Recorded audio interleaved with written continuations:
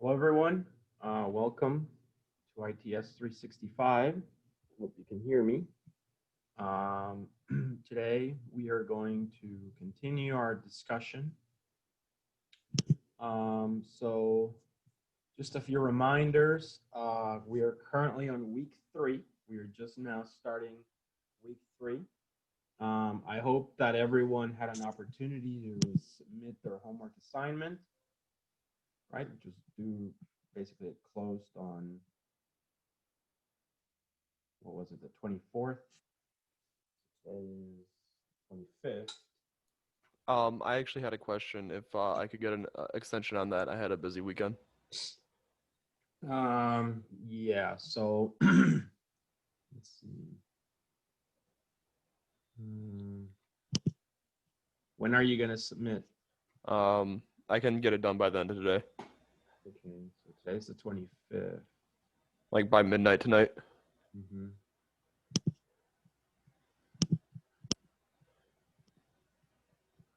Remember, it's Eastern time. Okay. All right, so that should be updated now. So make sure. Thank you. I appreciate it. Make sure you submit the homework.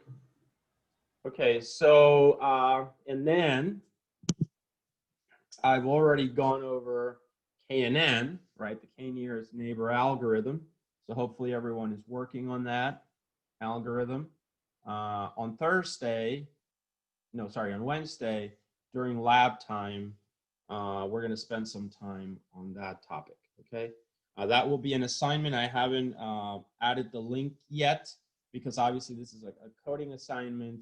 It'll probably take a little bit longer. I'm anticipating that KNN homework would be due 1 week from Wednesday, okay? So just keep that in mind for your own reference. That would be the plan. All right, let me just make sure I'm recording. Are you? I'm not sharing anything. Am I? Okay, sorry. I thought I was sharing. Let me. Okay, so this is what I thought you guys were looking at. So, as I said, you know, the homework, I updated it. You saw, well, you didn't see, but I did update it in the system. You should be seeing now bright space. Then KNN, you know, make sure you look at that video, look at the presentation, and then, as I said, the homework will probably be due 1 week from. So you have over a week. You have like a week and a half to finish the KNN algorithm, and we will go over some of the coding details of KNN on Wednesday. Today, I'm going to go over another algorithm. As you can see, you know, the focus here is on the foundations. So we're going to look at the naive Bayes algorithm. So I will go over that today. And, you know, the same thing. This algorithm, I may not ask you to implement. I won't ask you to implement every single algorithm. There's only a few ones. Naive Bayes is an interesting one that I want you to understand. And you could code it. You certainly could. And we might at some point. But I don't anticipate this being a coding assignment. We'll see how the KNN one goes, basically. But as you can see, I've loaded the presentation. So hopefully you're seeing this on here. Or not. What happened?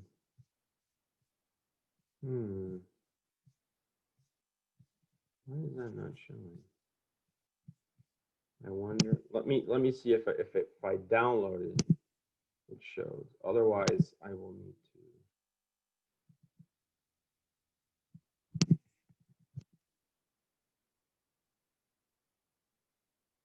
Oh, there it is. Yeah, that was pretty strange. You guys, so I'm going to share the slides now.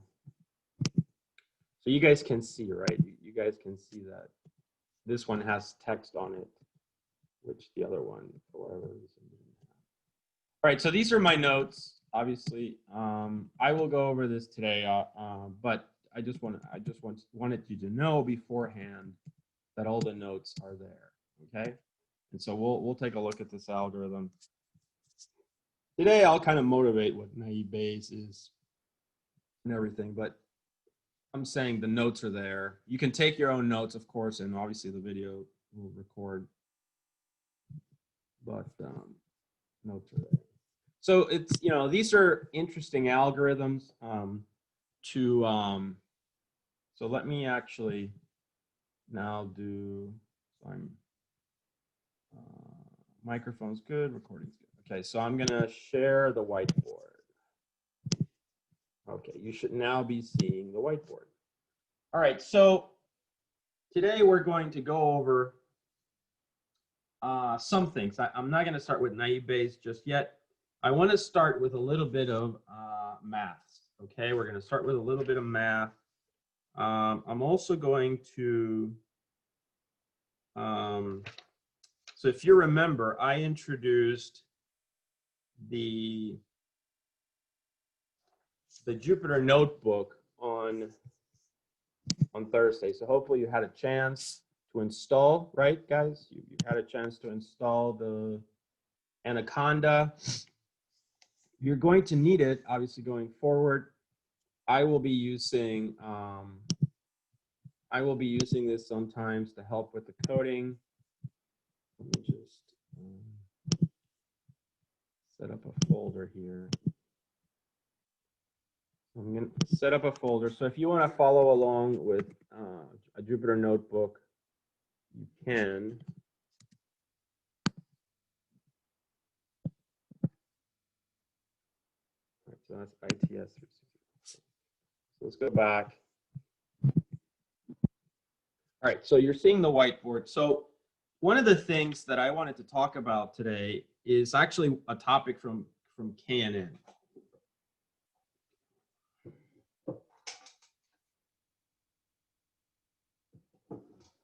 right, a topic from KNN, which is, you know, we talked about KNN and how it works, and we basically said that the fundamental aspect of KNN is that you have a vector space, right? So we're still talking about KNN here. Okay, and you know, as we talk about KNN, we talked last week about how it's got this idea, right, of a vector space. You know, space basically. You know, imagine there's a person here, right? So it's a space. It's a physical, geometrical space that meets all the properties of a real space. So one of the things that I said is in KNN, you take, you know, all these points, and then you take all these points, right? And you need to find a way to measure distances geometrically. And if you remember, this is something that you covered, I'm sure, you know, in math classes in general, and all the way back to high school, right?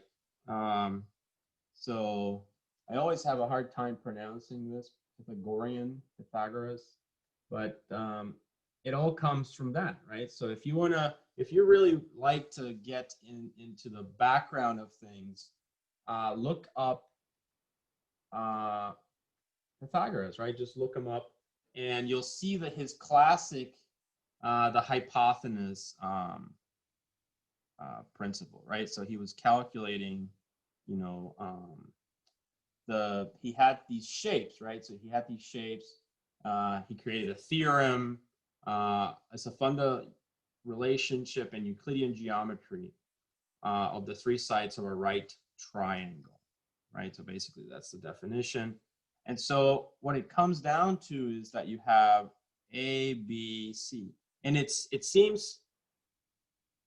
should seem, I think, almost amazing to you guys that one of the fundamental concepts of machine learning, right, and of AI, of artificial intelligence, AI, is really, you know, derived from that, right? So it comes from that simple thing that you saw maybe in high school.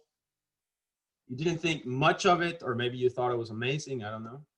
But it didn't quite, you know, it wasn't really that,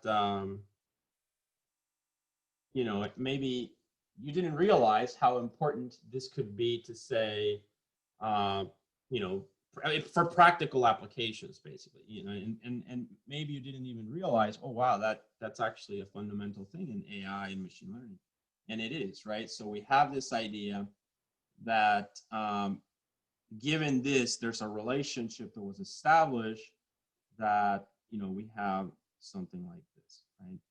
We end up with that formula, and that little formula allows you then to figure out C, right? So we got C. And then, you know, root, and then a squared plus b squared. Okay, so that's the fundamental formula, the Pythagorean theorem, right? You know, it's called. And so that helps you to calculate these distances. And now we can actually take this equation without getting into too much detail and kind of generalizing it for machine learning for our purposes. Okay, so that's, you know, that's where it comes from. So if you want to take a look at that, you know, that's fine. We're not going to derive all of this, but just for those, for you guys, you're curious, right? You can always look this up. You know, there's a ton of information, and it'll take you basically to where we're going. It'll fill in, you know, all that historical thing from, you know, however many centuries ago. But now the question that we have is, okay, we're going to apply this to calculating distances, the Euclidean distance as it's called. Okay, and so we're going to go ahead now and kind of take it to one of the, you know, throughout the class, because this is a fundamentals class, I will introduce some of these important like equations that are fundamental and that I just want you to remember. Now, in most cases, all I'm going to do is introduce the formula, and then after that, we usually look at the Python implementation of it. You know, some kind of, you know, the coding. So that's sort of where I'm going to go with this. Okay, just to kind of provide you, you know, usually we'll try to have like a function or something like that. So this is now the Euclidean distance, right? The Euclidean distance. Right, and you've probably seen already, if you've started the homework, you've started to try to implement this, or you started looking at functions that will do this, which, you know, there are plenty. How you solve your homework, you know, that's up to you, but I'm just giving you some of the little background here. So the Euclidean distance, the formal definition of it is that it finds the distance between 2 points in a multi-dimensional space. Because in the previous one, we were just kind of generalizing to maybe like a 2-dimensional space, right? We were just kind of generalizing to a 2-dimensional space. But now we are going to generalize to spaces that are, you know, a space like this, right? So in a 3D, so this is like a 3D.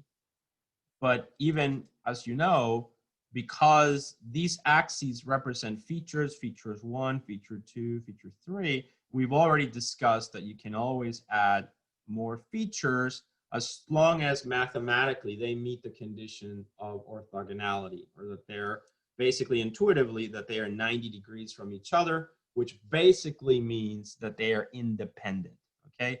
Because the problem is, if you've ever thought about this, if, you know, if they're like this, right, it's like they cannot cast a shadow. Think of it that way, right? They can't cast a shadow. But because this is 90 degrees. But if this were, let's say, like that, and it's an angle, so let's say this angle is less than 90 degrees, then, you know, it's almost like you can project a little bit of it to the other vector. And so that means, you know, basically it casts a shadow. And so, you know, that sort of doesn't meet that condition of independence, okay? And so that's the intuition behind that, of why you want these to be like that.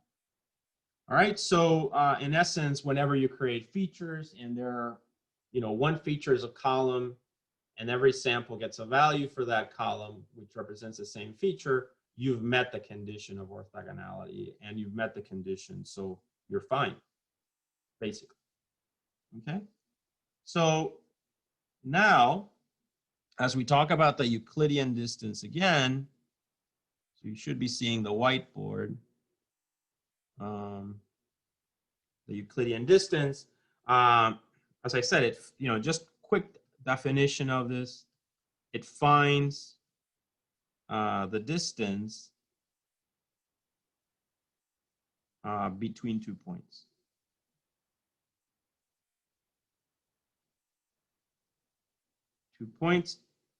In a multi-dimensional space. Okay, and that's basically it. So spaces that are larger. And then after that, once we have this working definition, we can just talk about the equation a little bit. So it's a kind of distance you measure with, like you would measure with a ruler. So, and now we can generalize. So usually you have, let's say 2 points, P and Q, right? We have 2 points, P and Q. And so now come the features, right? So the features are, F1, F2, F1, F2, but you can have more than that. That's only the one I just drew is only 2-dimensional.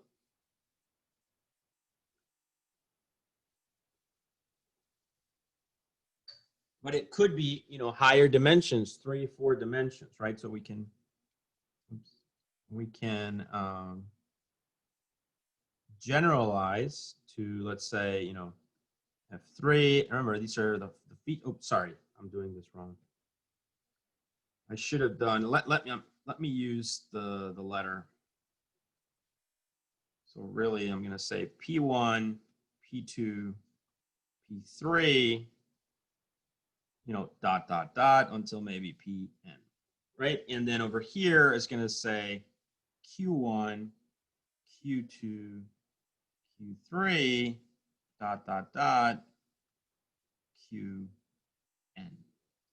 Okay, so they have to be the same size because each one of these represents an axis, remember. So each one, what is the value on P1? What is the value on P2? What is the value on P3? What is the value that, dot, dot, dot, Pn? And the same applies for Q. What is the value? Doesn't matter that it's P1 or Q1. These two refer to that axis, okay? P3 and Q3, this is P3. So this is Q3. They both refer to that axis. Make sense, guys?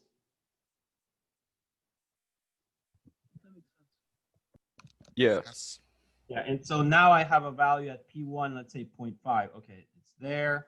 And then I have a value at P2, it's 0.10, it's there, and dot, dot, dot. And then I have a value at 0.3, right there. And then with this, I'm able to kind of, this projects a little bit like that. So I'm able to project a point. And remember, a point is a sample. So this entire thing is just a little point in the vector space. This entire thing is just a point in the vector space. Okay, so that's an important concept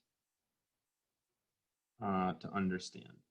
Okay, so let me just clean this up. Okay, so that's the idea, right? So now the Euclidean distance again comes in. It's just because this is the thing that you will have to use. And you will be surprised how there's, basically this idea of geometry is very important here in machine learning.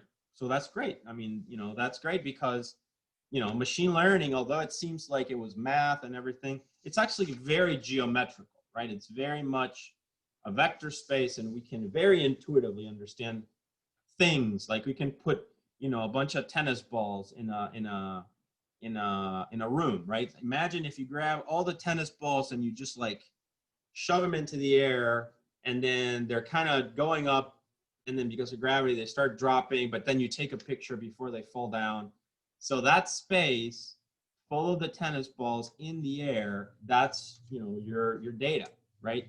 And then what you figure out in there is distances, or in the future, what we will see is, you know, when we have a bunch of samples that look like this, we want to find ways of separating the data by drawing lines, right? So if I put a line here, the best line is probably, of all of these, is probably the line that does that, but with a margin, you know.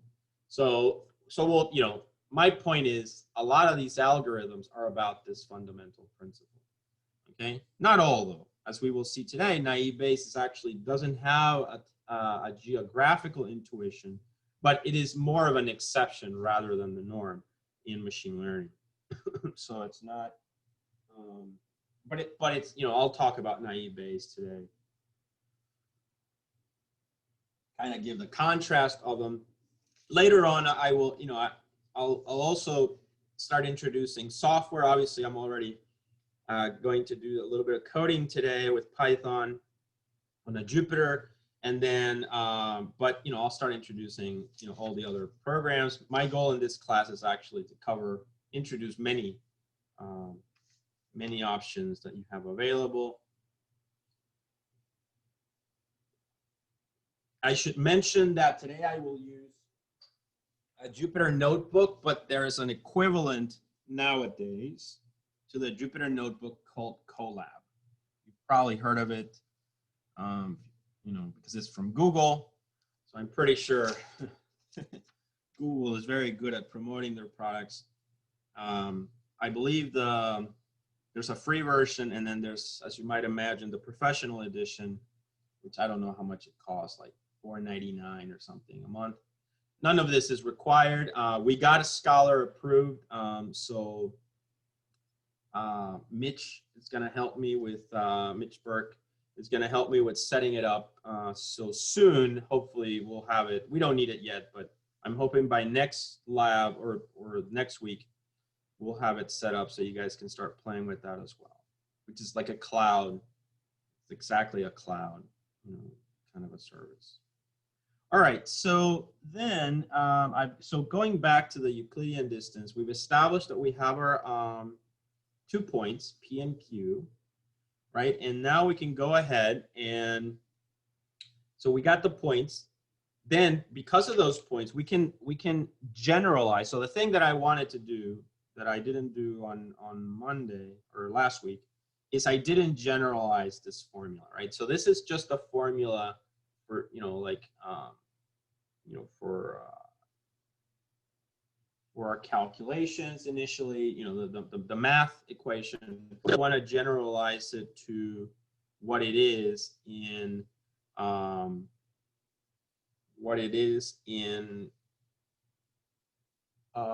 for machine learning, basically. So there's one little jump that we have to make. So maybe I should start with this equation. So it's possible that, yeah, let me actually do that. So let's start here. So I have C, and then I have this, and then I have A plus B squared, right? I have that, and we also have the intuition that this is coming from this triangle that exists in a space. So this is A, this is B, this is C, okay? So we're trying to calculate that, but really what it turns out is that it's 2 points, right? We're looking at 2 points here.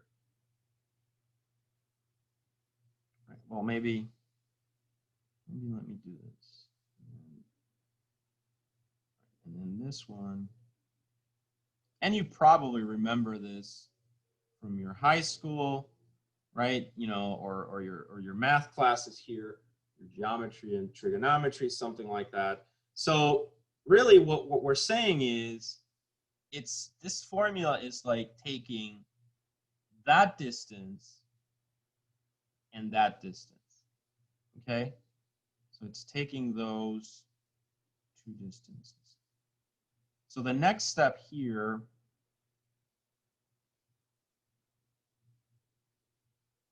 is to figure out how do you derive those distances from the points themselves. Well, if you think about it, the points then are if this is P and Q, right? So these are P and Q.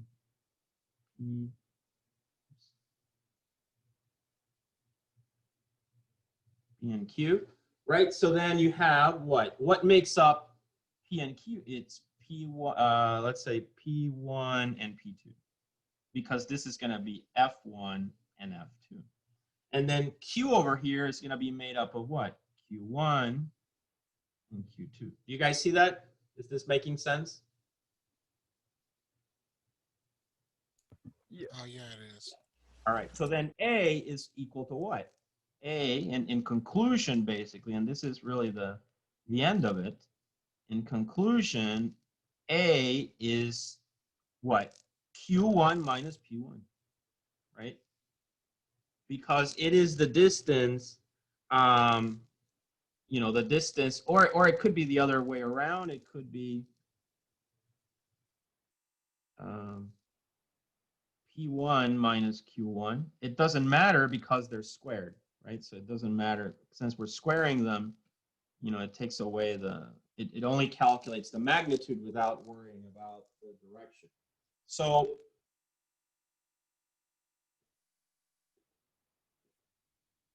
for this example of 2 points, we now generalize to this idea that A is actually P minus Q because A corresponds to that distance, right? So we want that distance, right? And to calculate that distance, well, we have the magnitude Q1. It's like we have this one, and then we have that one. So we just subtract this little piece, and then we've got what we want. All right, so that's the generalization of it. And then on the other end, I have a question. Wouldn't it be Q1 minus P1? Exactly. Say that, sorry, what? It would be Q1 minus P1. Where, this one? A. Right, A. Yeah, it doesn't, what I was saying is it doesn't matter because we square it. Yeah. Oh, okay. All right. So you just want to calculate the difference between them. But yeah, you're right. So let's do that. So let's go to Q1 minus. All right, so now let's do the other one, which is B. All right, and B would be what?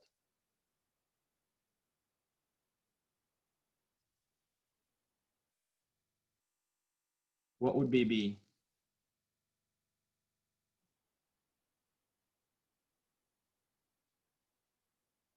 This one, right? Q2 minus P2. Do you guys see that? You had 2 B's, so I wasn't sure which one you were talking about. You have the hypotenuse and the right line as both labeled Oh, B. right. A, B. Yeah, this should be C, right? You're right. You're right. I'm sorry. This should be C, correct? Okay. Because it was C. The formula is C A squared plus B squared, right? Yeah. No, I was sorry. I was just confused. Yeah, sorry. Yeah, I meant this B. So it's what? Q2 minus P2, correct? For the C? For B. Yeah. Because of the lines, yeah. Little piece, right? Yeah. Yeah. So then it's going to be Q2 minus, so Q2 minus P2, right? And it gives you that little piece. So that's really all we're doing. And then once I have that, we can rewrite this formula, right? So C, which is that hypotenuse, but really what C is the distance between these 2 points. Do you guys see that? Yeah. That's exactly what we want. And so we can just rewrite the formula as, instead of A square, is going to be Q1 minus P1 squared plus Q2 minus P2 squared.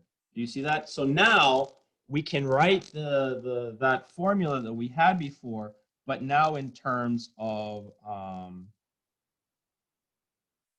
the points, the coordinates of the point. which translates to writing it in terms of the data that we have, right? So if we have sample 1, sample 2, sample 3, we have feature 1, feature 2, blah, blah, blah, which are P and Q. And so these values we have for every point, and so we can just plug them in there. Do you see that? Because this is what you have to do in your code for KNN. Are there any questions? So are you saying that this formula like translates to like higher dimensions? So if you had Oh, perfect. That's what a great segue, right? That's a great segue that you just gave me, because this formula is only for 2 dimensions, correct? yeah. But you are so correct in saying what you just said is a perfect segue. This, although geometrically our eyes and our brain only goes to the 3rd dimension, mathematically, this formula applies to any space. So visually, we can only see R2, R3, right?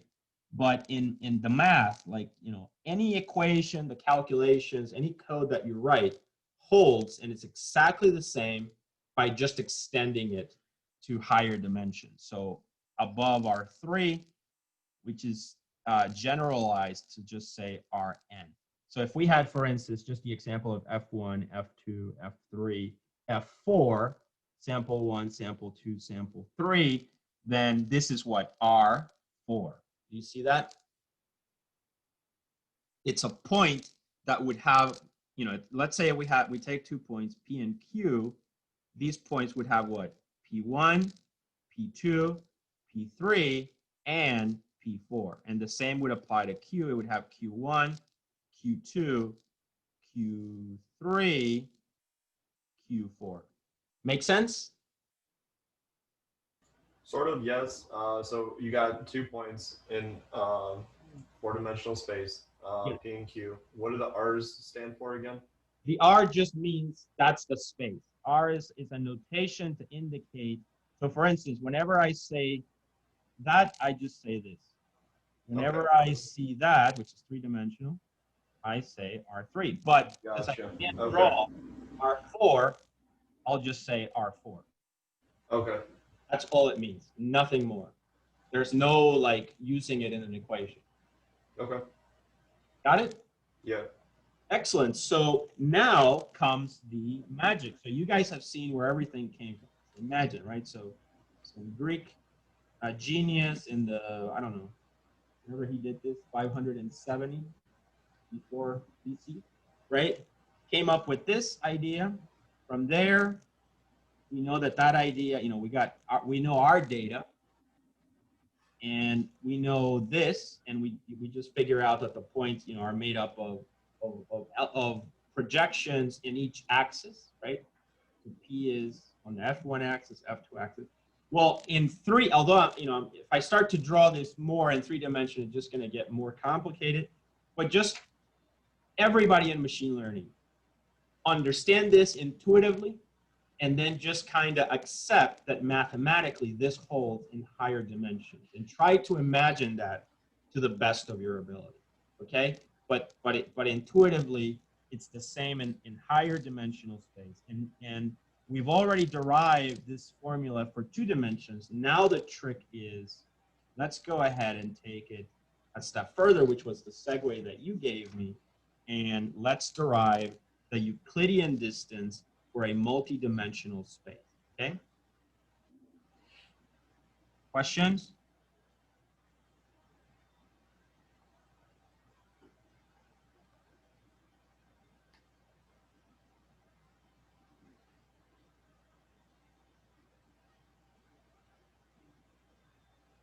So the Euclidean distance for a multi-dimensional space.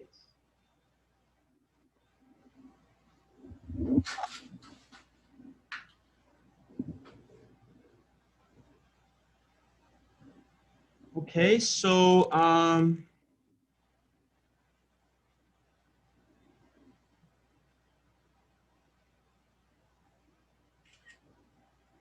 let's do it. So the equation is this equation can be expressed as follows. for 2 points, P and Q, which are now, I'm just going to generalize them a little bit more, P1, P2, P3, dot, dot, dot, Pn. That's all I'm doing, right? And I'm going to do the same with Q, Q1, Q2, Q3, dot, dot, dot, Qn. You can see that the important thing here is R is n. Okay, it doesn't matter what n is, it's just a higher dimensional space.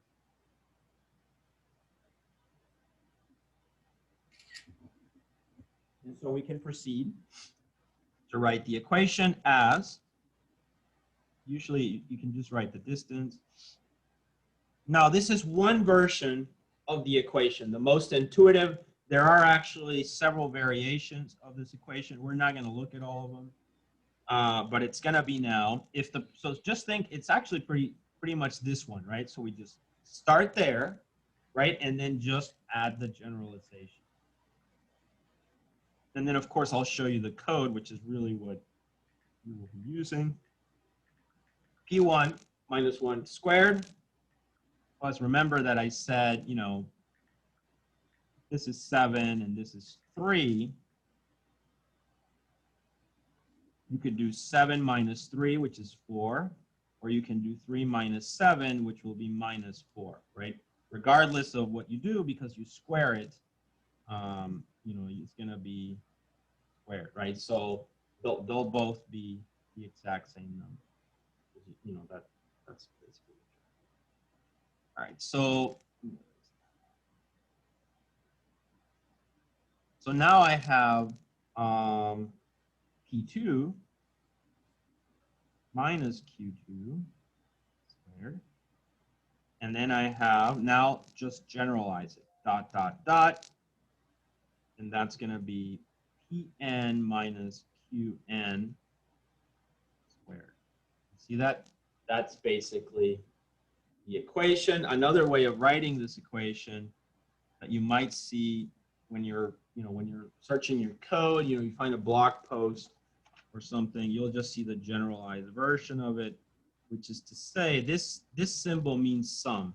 So it represents that you're summing all these values. Okay, but it's exactly the same thing. The sum of from I, and you know, here's notation is like programming. So think of it like an index I. So I to n, right? Because n is that, which is quite important because it translates to a vector space size. And so it's going to be P I minus Qi squared. And that's a way of writing this in a more, you know, as they say, succinct form, right? And it just a generalization of it. But, you know, what matters is that we should probably take a look at this from the Python point of view. But is this so far, is this clear? Are there any questions? No questions. Questions, great. So this will be used quite a bit. I mean, in a lot of concepts in machine learning, as you always, you know, that's kind of the nice thing about this is don't think that machine learning is like all these equations. Actually, machine learning is built on like very few ideas, right? And then a lot of these ideas are just variations of the original. But this intuition in particular is one of the most important to make in machine learning. And that's why, you know, you'll see that a lot of people just start with KNN because it provides that you know, that grounding, that foundation that is essential to start to think how machine learning works. And now you can tell the story, right? That, you know, machine learning really started in 500 before BC. All right, so with Pythagoras. All right, so let's go ahead and now that we've done this, we've got the formula. So now we can take a look at the Python code. And you guys, I'm sure, can code this on your own. Now, the code that I'm going to provide is inefficient. It's inefficient for actual machine learning applications that are, you know, like big data, where you have where I was training, Mitch and I, for instance, we're working on a project that we're translating English sentences to Spanish, right? We're building an algorithm. And it took me 24 hours just to train the model, 24 hours. And I'm using one of the more advanced GPUs out there right now. Not the most advanced, because those are really expensive, but an advanced one, a powerful one, a great value for the money. And it took 24 hours, right? Imagine on your laptops, I mean, it would probably never finish. So as one of the things that I always try to make an emphasis in my machine learning classes is that, there's a lot of practical aspects about all of this. And one of them is performance, speed, and everything. So that's why we usually use a lot of libraries, right, to build a lot of these algorithms. But in this course, since you guys are building these from scratch, I do want to start with a more intuitive coding, because the whole point of this is really for you to understand, how everything works, to have that sense. No, but this is how it works, so that later on, these things are not just black boxes to you. They're more than that. But just be aware that whenever we're writing machine learning algorithms, actually, for loops are not something that is very efficient for them. It's very slow. However, for the examples that we will do in class, obviously, where the data is small, your laptops will be more than adequate to handle it. And I mean, you could actually solve real problems with them. I'm not saying that you couldn't, but I'm just saying once you get into, I have there's 2 million sentence pairs that we're working on for that program. So that's just more intense. But that's why we have things like the Purdue cloud and everything like that. All right, so now that we have this, hopefully this whole thing made sense. Right, so hopefully this made sense. We went over the intuition.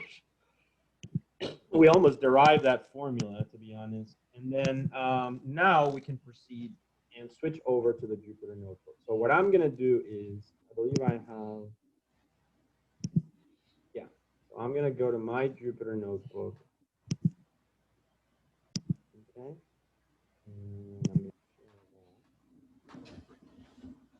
All right, so this is, if you remember from Wednesday, I introduced the Jupyter Notebook. I also showed you a video where you can find even more examples of Jupyter Notebook, right? So let's just go ahead.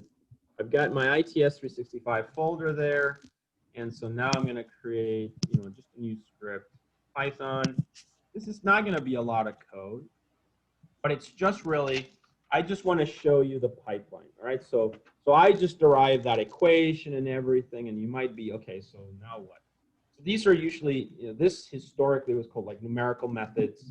It's just, ways of taking an equation and, the math and making it into a function, right? So that's what we want to do here is, this is a simple implementation of Euclidean distance, of the Euclidean distance. Okay, and you'll find multiple ways of doing this. Eventually, you will probably just use libraries like NumPy, etc., which already have very efficient code. For one thing, remember, we're writing in Python, right? And if you think about it, Python is an interface to C++. So any implementation in C++ will always be faster than the pure Python implementation. So what happens usually is that when you use a library like NumPy or any of those, what's happening is you program in NumPy, TensorFlow is the same, but the underlying code will actually run in C++, right? So because it's, the whole point of this is for it to be very fast, right? Very fast. All right, so let's go ahead now that we're ready. We can create the function, and then you guys can play with this function. You can try using this function in your implementation of KNN, or you can look, try your own, figure them out. But as you can see in the code, I did the definition of Euclidean, right? I have the function there. and I have my 2 points, P and Q, which are the ones that I referred to in the code. So now the only thing I need to do is I need to take that equation, right? So I need to grab, if I go back to I need to now grab these elements, right? I need to grab these elements. We're going to do the square root last, because that's the last thing, but we need to grab this part of this, and then this part of this part of this. If you look, the index is I, right? So it's already given there. So that this kind of implies that it's going to be some kind of a for loop through I, and then we just take from the points from, let's say, 2 lists or something, and we're just going to add them up. Okay, that's pretty easy, really. But let's go back to the Jupyter here, and now I'm going to need something. Let's call it the sum of squares, right? So sum of squares, sum is Q, something like that. And let's initially, initialize it to 0, since this would probably, be some kind of number there. All right, so now that I have that, we want to add up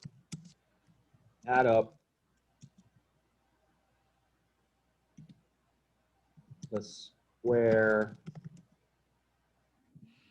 differences.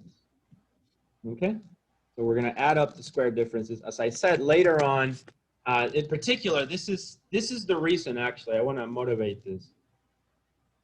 Although I'm writing this in a for loop, in a pretty straightforward for loop, there are other ways of doing this that are a little bit more efficient through matrix operation. That is one of the reasons why we have in the minor that course that I mentioned to you, ITS 265, which is the Intro to AI. So that class covers, obviously, an Intro to AI, traditionally all the AI stuff, artificial intelligence, but also the libraries like NumPy, Pandas, Matplotlib. And so it gives you a little bit of efficiencies, right? It's going to teach you some pretty amazing tricks in coding. But that's kind of outside the scope of this class. So in this class, 265, I'm trying to keep things simple. And I'm just really looking for understanding, okay? So now what we need to do is we need to iterate through all the components in the points, right? So I'm going to do for I in range, right? For I in range of just one of the points. So I can just grab one of the points. I can do length of, let's say, P. Remember that when we call this function, we're assuming that P is a list, right? Or something like that. We'll see that. So now I have this, okay? And now the next step is really just to add up the values. So sum of squares, right? Sum of squares is equal to sum of squares plus, right? And this is where we now get the values that we need. So I'm going to space this up quite a bit so it's easy to read. And you can see in here, what do we need to have? We need to have P, I, right, from the list, minus Q, I. You see that, guys?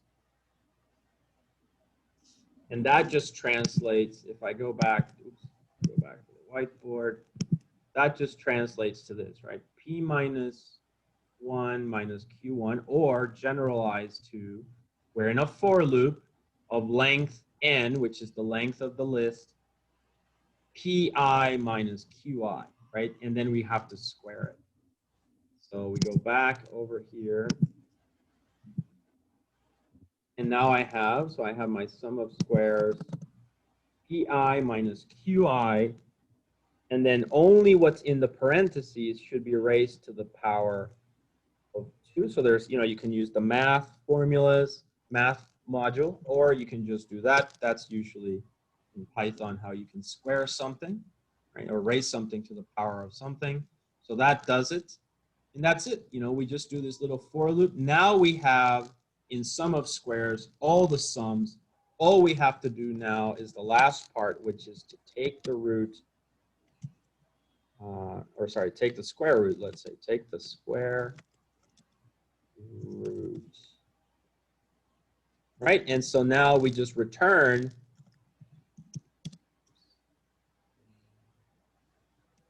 return sum of squares, but we're going to,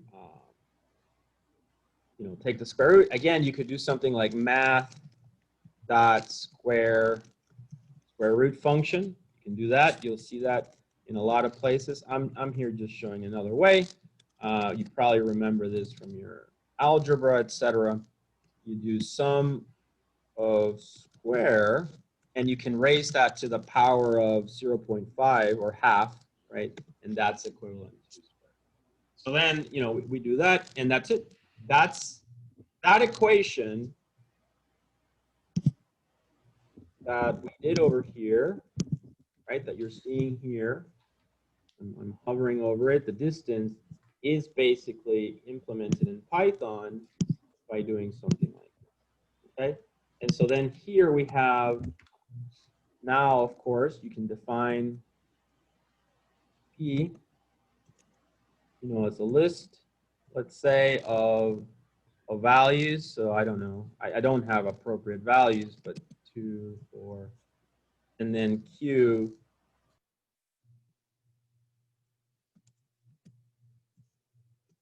Let's say I would assume these are higher points. So 12. I'm trying to make them proportional there. 14, right? So these are 2 points. And then, if I then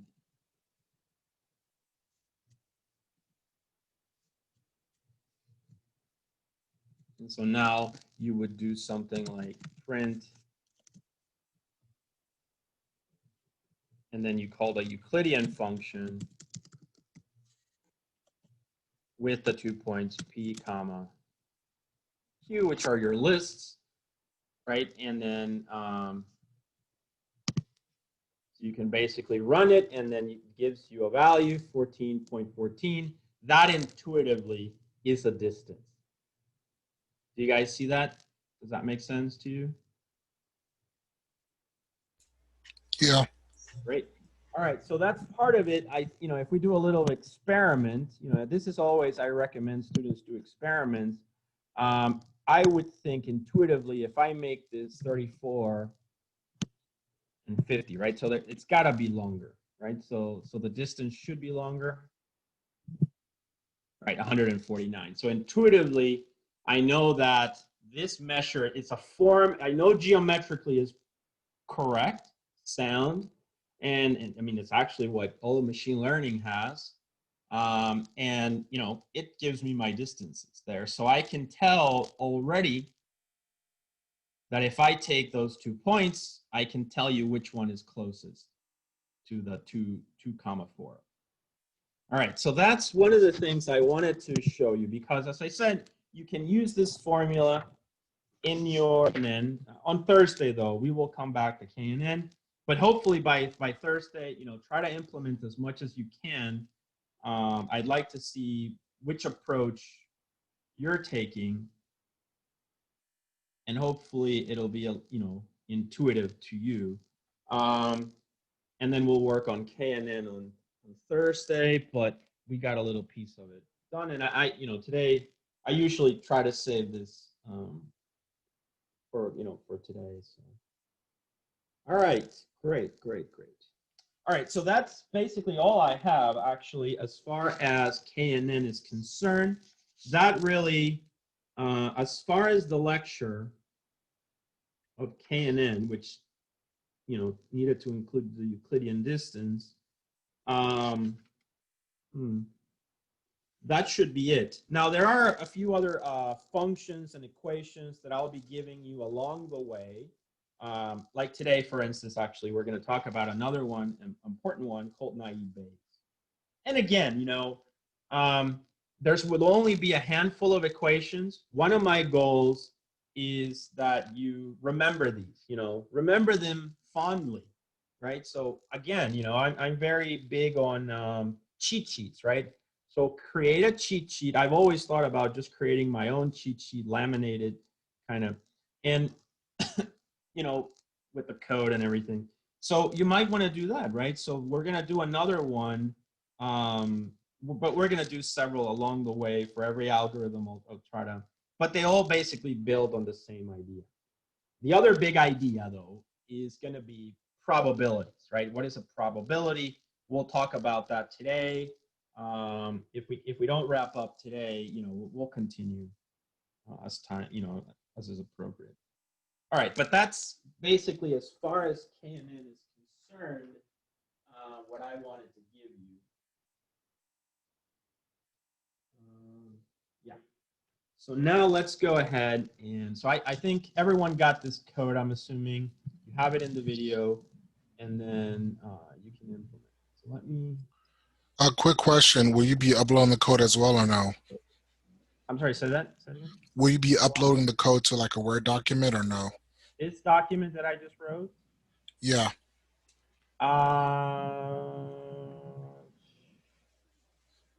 I can load the Jupyter notebook to Brightspace. How about that?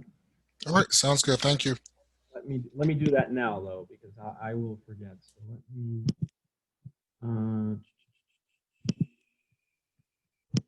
Where is? All right. So. All right. So you should be seeing Brightspace. So I'm going to go to KNN. So it's going to be under KNN because it's really part of KNN. And I'm going to just upload. And look for 5. All right, there's my Jupyter. And I didn't name it, unfortunately. But so what I would recommend, can you on your end just download that Jupyter and try it that it's the right one? Yeah, give me 1 second. I should have named it, but unfortunately I did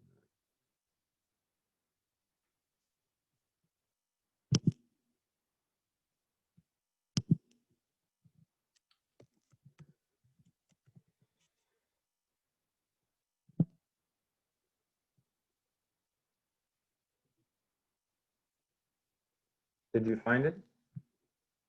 Yeah, it's here. I'm just opening it. So just confirm, but yeah, if you know, that's what's so great about Jupyter Notebooks also, right? That I can give you like the live working document, and then you can just play with it. Oh, that's the correct code. You got it? Yep. All right, great. So if you ever want the code, and I've done it on a Jupyter Notebook, I'm sometimes just doing it like on the, you know, so make sure you tell me, okay? You know, I'll try to upload it. All right, thank you. All right, so now we are ready to start a new topic. You know, as this course is, you know, fundamentals in machine learning, you know, what I like to do is I always like to go through the algorithms. So if we go back, we can go back to the Brightspace now. So if you look in Brightspace, I think that's what I'm sharing. Yeah. All right, so if you see in Brightspace here, talked about the machine learning pipeline. You already had a homework for that. I'll try to take a look at your homework also before next class, like on Wednesday, so we can discuss. So I like to discuss this. All right, we've covered KNN now. On Wednesday, we will go over the code in more detail, but you guys need to have, you know, actual code done. And then today, now, the next topic is naive Bayes. As you can see, next week, or the next set of topics is kind of performance metrics. That this is really where I'm going to show you a program called Weka, which is always good to have available in machine learning. I'll show you guys how easy that is. It'll just give you another perspective, although most of the class will focus around Python. That one is a GUI program, but it's one of the tools I want to cover. So we'll get to that. And then performance metrics, if you remember from the pipeline, let me go over here. If you remember from the pipeline,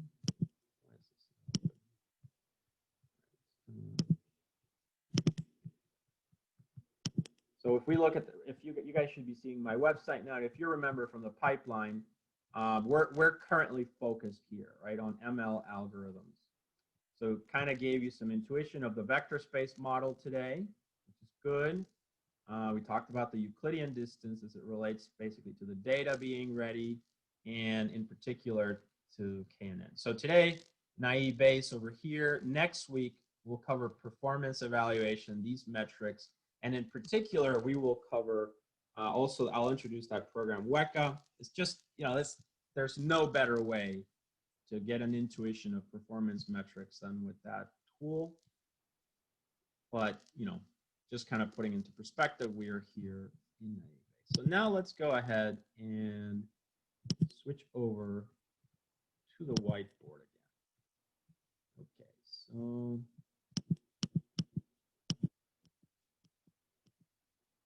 do you guys know a way to save this as a PDF? Like Ryan, how did you save it as a PDF? You didn't do it directly. Oh no, there is, right? This button. Okay. If you remind me at the end of class today, I will try to save these slides as PDF and I will try to upload them. Or actually, let me. I think I just saved it as PDF.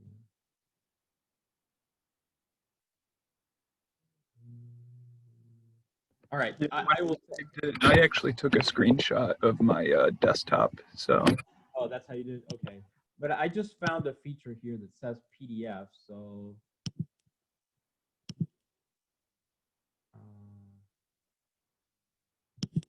Okay. Sorry, guys. I'm just like literally learning how to do this. Let's see if I'm trying something. So I'm gonna. I think I saved it as PDF. So I'm gonna upload it to your Brightspace as well. If you want to print it or something, that might be. All right. So I'm uploading files right now. Oh.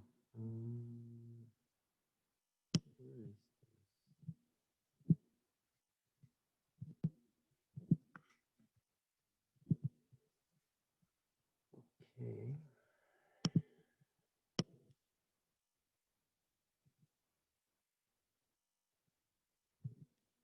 Euclidean PDF.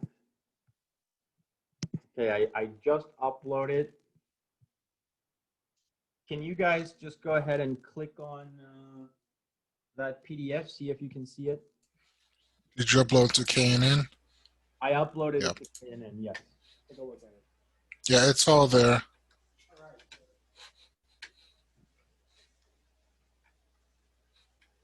Hello?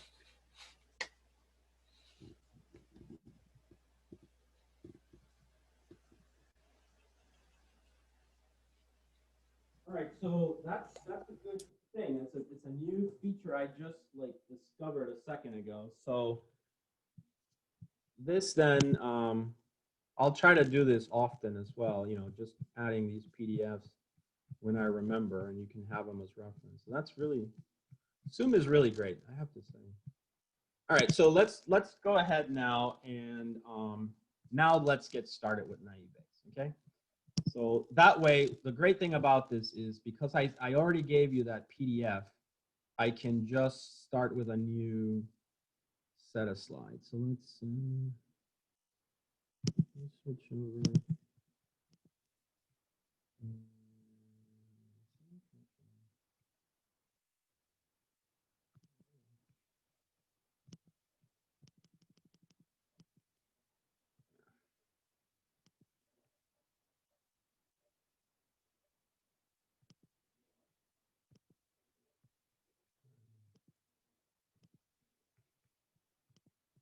I hope this is the right thing I'm doing.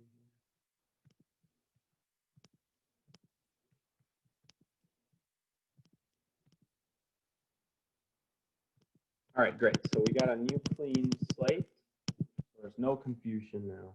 All right, now let's go ahead and start with a new topic because I wanted to separate this from the other one. So I didn't want you to think, I didn't want to ask you to, in a question on the exam about naive Bayes, and then you start writing something about the Euclidean distance, right? So this is a little bit different. All right, so why naive Bayes and KNN first? Why not start with neural nets, right? So I know you guys, what you guys are probably dying to get to is neural networks, right? You hear all about how neural networks and deep neural networks, you know, are all the popularity right now. So why start with KNN and naive Bayes? Well, what I would say is that KNN, because it's very intuitive. KNN is very intuitive. Most of machine learning, including neural nets and deep neural nets, are based on vector spaces, right? So this is a vector space model, you know, what we just did, geometrical, everything. And, you know, this is also like that, very much so. So there's that intuition of, you know, data and distances and, you know, figuring out, you know, like vector space. So the idea, as I've told you many times in machine learning, is that you have samples like this. Usually, a classifier is nothing more than finding the appropriate line that separates both things, right? So both things. Sorry. There we go. Yeah. So, however, as it turns out, sometimes the data is what is called not linearly separable, right? So you have data that's like that, and you can see that this data is not linearly separable. So really the thing, the best classifier for this data would be something like that, right? And that's not a line. That's not a straight line. That's a curve, polynomial, whatever it is. And so neural nets and deep neural nets are basically classifiers that approximate that. They approximate that because what they will do is, you know, we can think of it intuitively, is that you will have a whole bunch of little functions that maybe look like hockey sticks. Oh, maybe I should use a different color. You know, they'll look like hockey sticks. You know, hockey stick, hockey stick, hockey stick. But if you look, the hockey sticks are kind of like merging together, right? And eventually, it's like they start to simulate a curve, okay? And so that's really what, you know, a neural net or deep neural net kind of is, right? So think of that intuition. But we don't have to worry about that concept right now. What we need to understand is that all of that is happening in a vector space, right? It's happening in a vector space of F1 and F2, of F1 and F2. That's really where this is happening, okay? Very important there. So because it's happening there, that makes it vector space model, which basically means that what you learn in KNN I should have drawn it the other way, derives from that same idea, right? So that's the intuition. Naive Bayes is another one, and of course KNN is just easy. It's the easiest, I think, to implement. Naive Bayes is, usually it's like that for some reason. So naive Bayes is an algorithm. It's another machine learning algorithm, but it's a little bit different. It's a little bit different intuition. This intuition is more probabilistic. However, as far as the data sets, they're the same. So our X and Y, you know, we create just one X and Y. The exact same X and Y will go to KNN just like it goes to naive Bayes. So that doesn't change. But it really is that naive Bayes has a different way of looking at the data. Okay, it has a different way of creating this algorithm based on probabilities. So what is a probability? So we all know that, right? So, you know, you'll say, what's the probability that today's going to rain? Well, it looks cloudy or snow, right? You know, it looks, I don't know, precipitation. So I would say there's a 50% chance, without looking obviously at, you know, at any sensors or anything like that. But you can basically say there's a probability possibly of something. Okay, so that's really the idea. Okay, that you're gonna work out these probabilities. Now, these probabilities are usually just frequencies. You calculate the frequency of something, right? So, you know, let's say that Well, I looked at the last 5 days and it rained on 3 out of the 5. So, okay, 3 out of 5. That's the probability, I think. Probability, you know, something like that. So your probability estimation, is based on, you know, on this idea, right? Of, you know, 3 out of 5 and frequencies, really. So the best way to understand naive Bayes is really with an example. Okay, so we're gonna do that. So the best way to understand naive Bayes is with an example. So let's start there. So naive Bayes.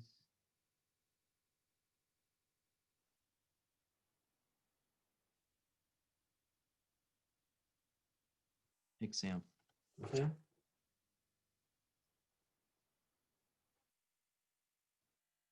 All right. So the example that we're going to look at is we're going to look at a classic example from natural language processing, or actually not even natural language processing. This is a classic example for from information retrieval. This is from information retrieval.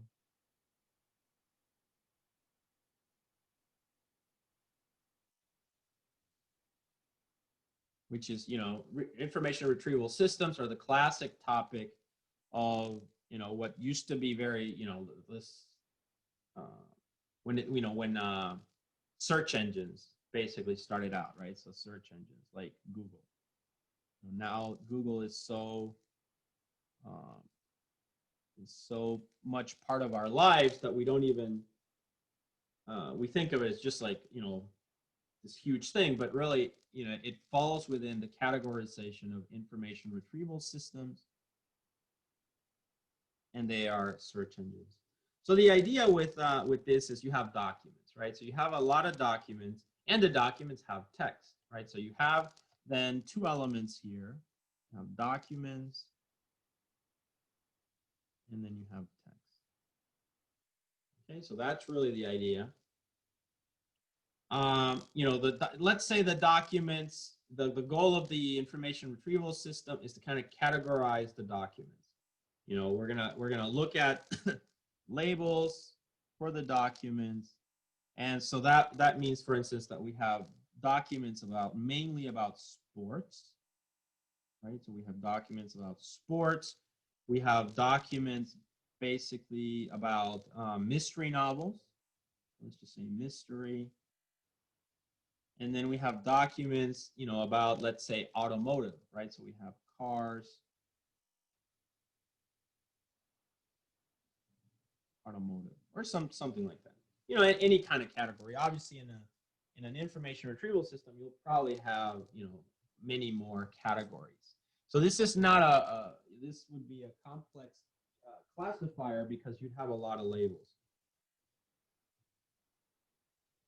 One thing I would say about naive Bayes is that this algorithm is actually really fast. This is a very fast algorithm. A lot of it can be parallelized. That's another option. Or some aspects of it can be done in parallel, because really all you're doing is counting words, right? So you're counting the frequency of words. And so if you took my ITS 372, you might remember when we did the Hadoop labs, when we talked about parallel computing, I actually also covered an example, not of naive Bayes, but just of counting words and writing that in parallel. So this has some relation to that. All right, so then,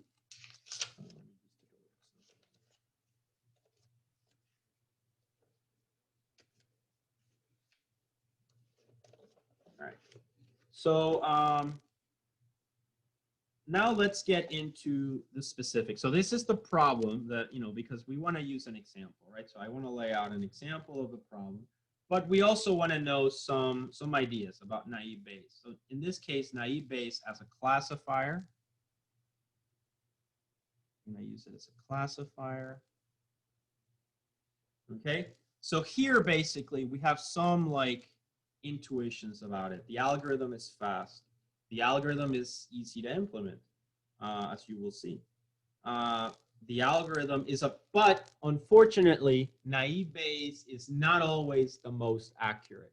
In fact, I would argue, and you know, this is debatable, but that naive Bayes usually does worse than any algorithm.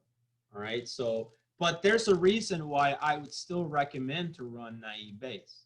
And the reason why I would recommend to always run actually naive Bayes on any problem that you have, you know, is, if you can, is that first of all, it'll be fast. So you will get results as quickly as possible. And I'll show you this in a couple of weeks when we look at Weka. But also there's another issue with this, and that is that the performance will be the worst. Most likely, it'll be the worst performance of all the machine learning algorithms. But that's also a good thing, because by knowing that, you're setting a baseline. So imagine these are all your ML algorithms, right? So these are all your, this is a scale of the performance of all your machine learning algorithms. So in terms of speed, it'll be one of the fastest. It'll be super fast or fast. But, so that means it'll give you results quickly. It will also, but unfortunately, as far as accuracy, you know, those metrics that we need to take a look at still, accuracy, you know, it'll be the worst. But at the same time, that's a good thing, because let's say it comes down here, you know, that's the baseline. What that tells you is, if you keep working on your other algorithms, they'll do better. So again, think about the example of you're trying to predict the stock market, right? So if you build a stock market picker with naive Bayes, and the baseline is that, and that translates into, I don't know, $10,000 in profits per year, you know, financially, oh, okay, then my finances are gonna be better than that, because naive Bayes is not the best. So I can definitely, if I put in a lot of work in the other algorithms, maybe I can get this to go up. Okay, so those are good intuitions about machine learning. All right, so now that we know that, let's get into the specifics. And before I continue, are there any questions so far? All right, doesn't sound like there's any questions. So let's go ahead and define naive Bayes a little bit more. And we'll probably not finish today, or we might, but I'll just continue. On Wednesday, I want to do the KNN algorithm. We'll see if I continue this on Wednesday. If not, I'll continue this on Monday. We'll see. All right, so one important thing about this is the same principle, right? The same principle. We have S1, S2, S3, ... Sn. So that has not changed. And then we have our features, F1, F2, F3, ... Fn, right? For a space of Rn. So none of that has changed. It's exactly the same thing. We have, you know, values here, or, you know, whatever they are. Values, right? So it's the same thing.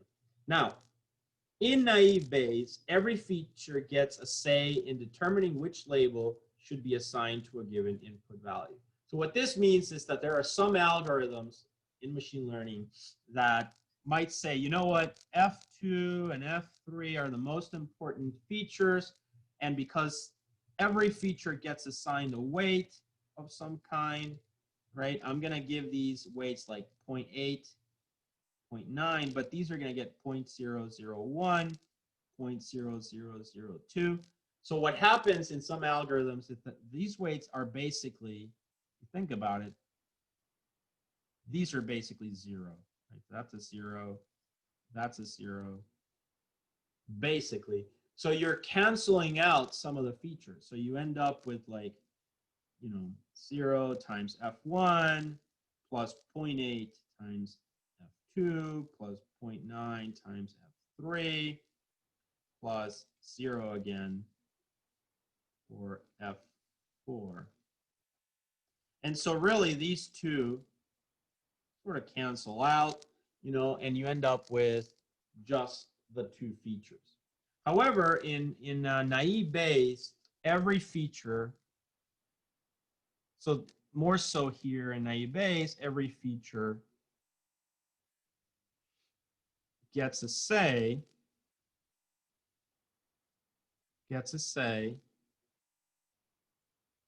in determining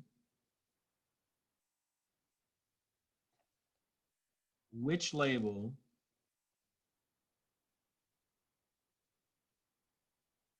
should be assigned.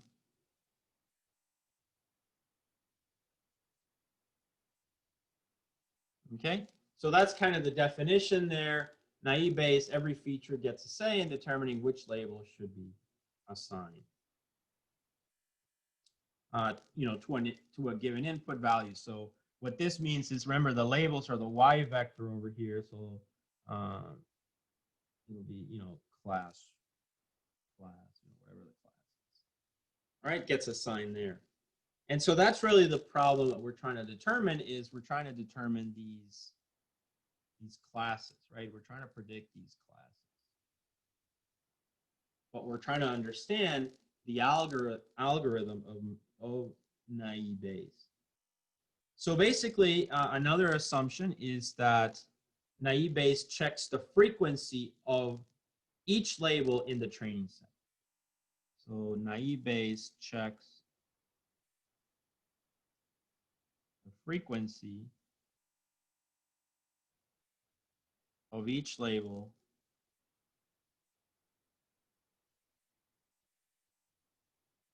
in the training set.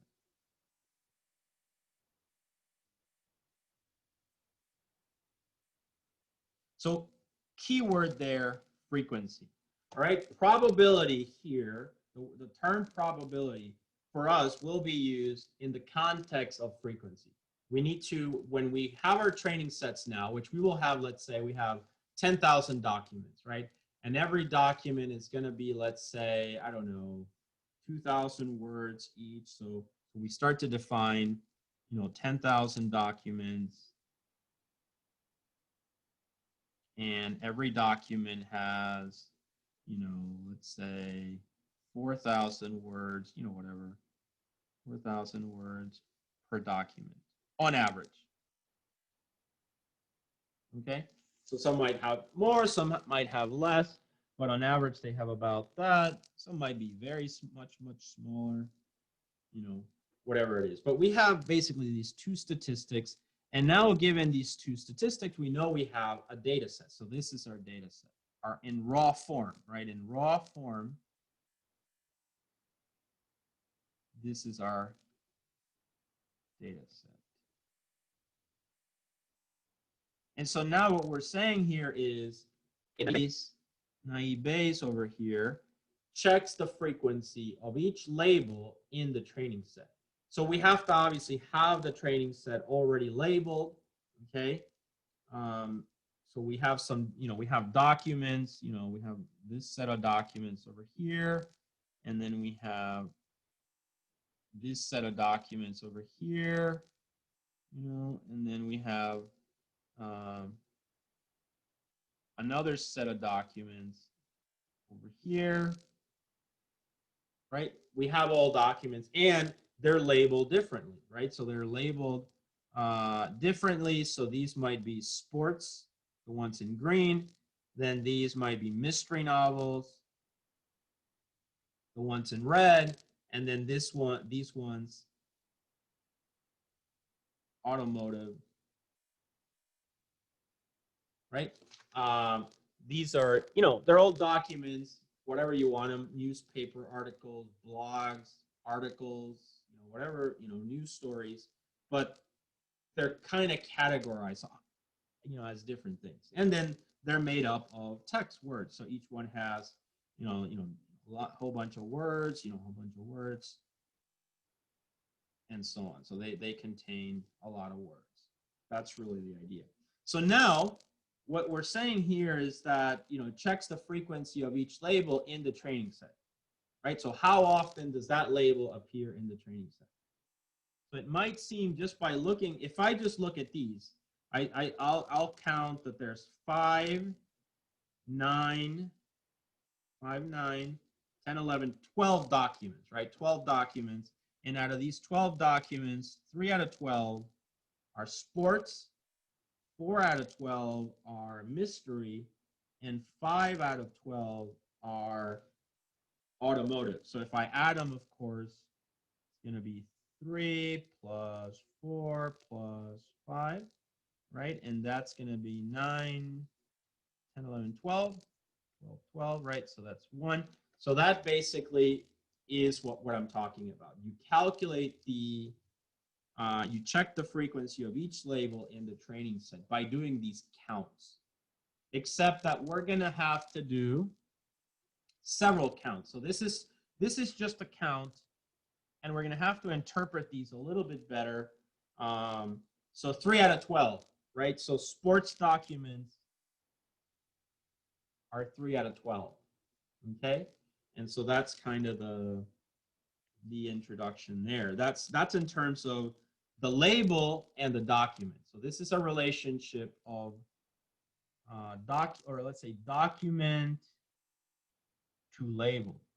And we will see that we're going to start to talk about probabilities and what are called conditional probabilities, etc., to kind of define this a little bit better, right? And that's where we're going to need the help of Bayes, the Bayes theorem, basically, and something called that was used to develop this algorithm called naive Bayes, which, you know, it makes a few assumptions naively, right? And that's where hence the name. Another idea here is that we need to do that not just for the documents and the labels, but we also might need to do this for the words themselves, right? So if we think of if we think of one word, so now let's look at a relationship of word to document, for instance. Right, so we're going to look at word to document, okay? That's going to be our idea. So we think of, you know, obviously, as I said, this is easier to understand with examples. So if we look at the word run, right, the word run, right? Remember, our 3 labels are sports. Our other label is mystery. And our last one is automotive for this example. Well, the word run actually will be used in all 3 in the context of all of these, right? So athletes run.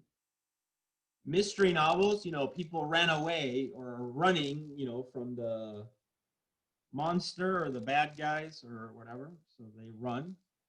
And automotive, cars run, right? So you can see how that's a problematic word because it's going to appear in all 3 documents. But the question is, we still need to figure out the frequency of it. Now, it might be that it's a coincidence that the person that wrote a document about automotive really emphasized running a lot. But in general, though, as you have a much bigger data set, as you have a more representative data set of the population, you would see the pattern that is true in the general population, right? That the word will be more often associated with one of these 3 labels, right? So, you know, in general.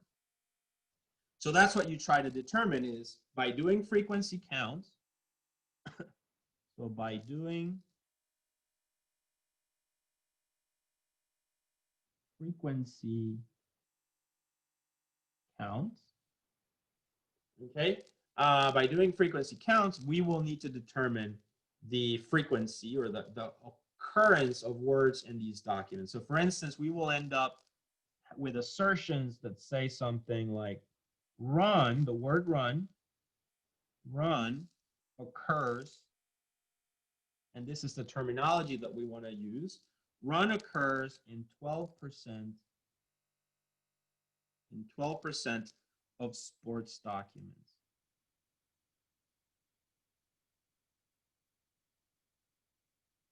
Of sports documents, right? And then we're going to say run. So that, but that's something that we can only figure out once we've calculated our frequency counts. We can also say run occurs in 12%, or sorry, not 12%, that was the previous one, in 10% of mystery documents.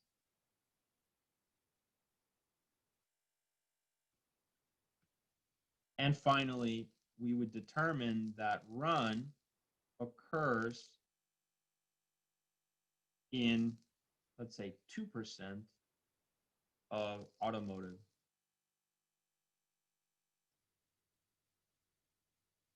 stocks. So why is this important and relevant? This is important and relevant because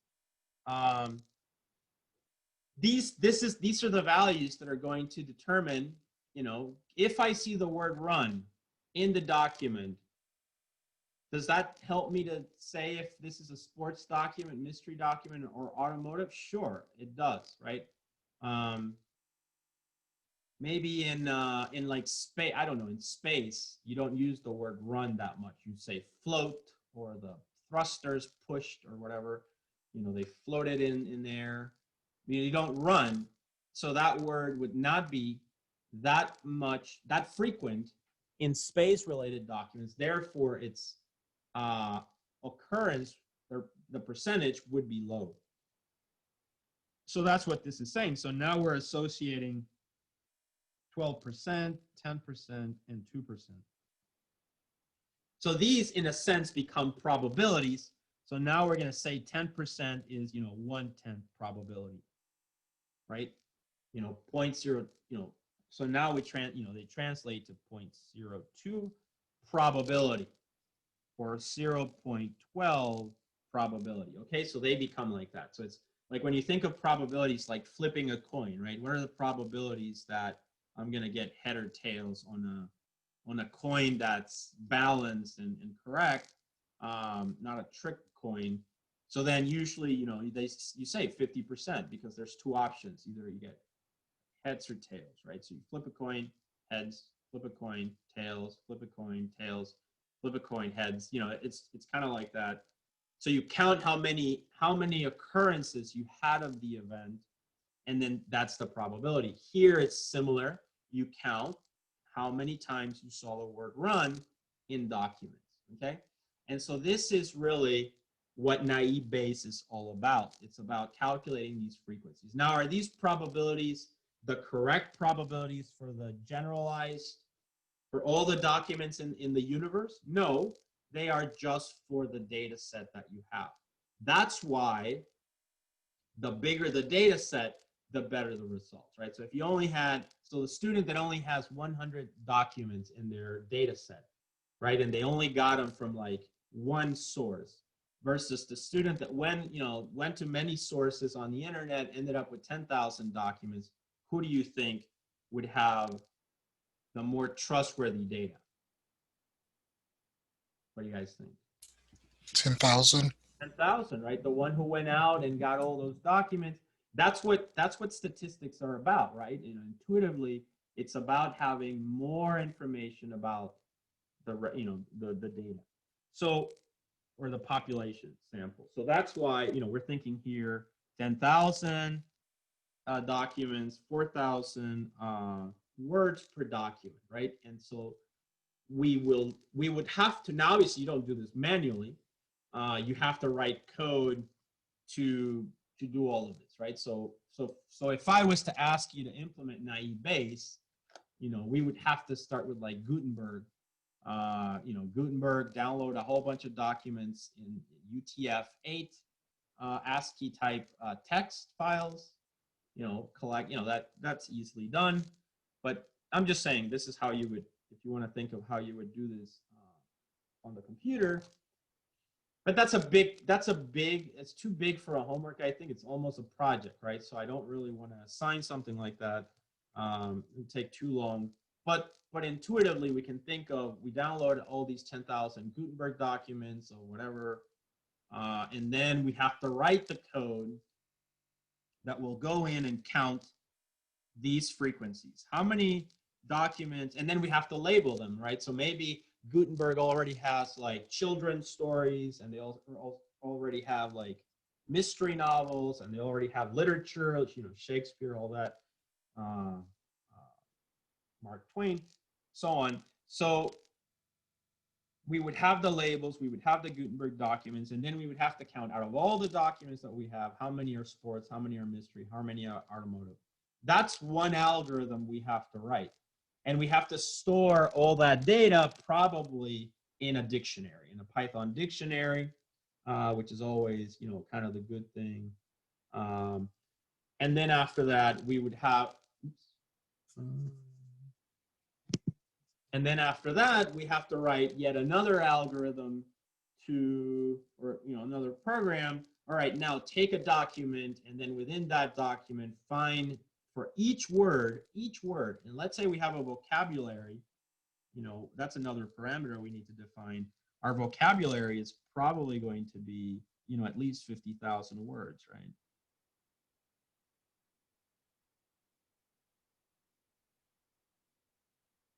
Okay, so we would have to find a vocabulary there. And then out of each document, we would really just say, okay, how many times did we see the word run in this document, which is a sports document, but also in other documents that are labeled as sports. And then we do all those frequency counts, and we arrive at the number. We do the same now, run, grab all the mystery documents, look for the word run in them. How many times did it appear? And so on, right? So we got to do that process. So that's really the motivation of how this works, okay? That's the motivation. So remember this problem, maybe, you know, look at the video again. Next time we meet, or next time we go over a lecture, I will continue with this discussion. In particular, I will get into the base formula, basically. The base formula.